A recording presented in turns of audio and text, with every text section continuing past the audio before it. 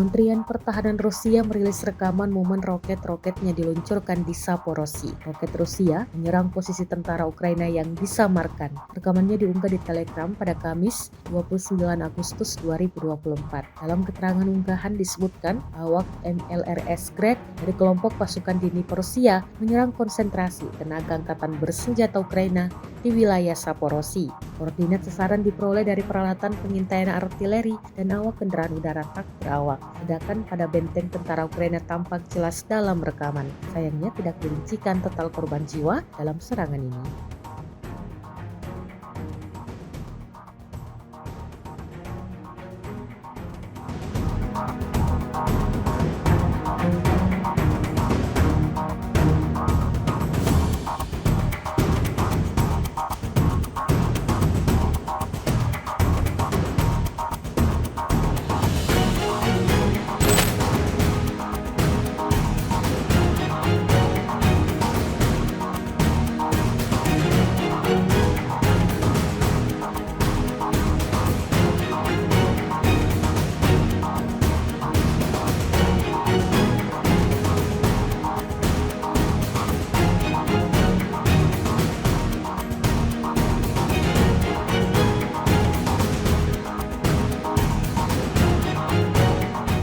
Download Tribun X sekarang, menghadirkan lokal menjadi Indonesia.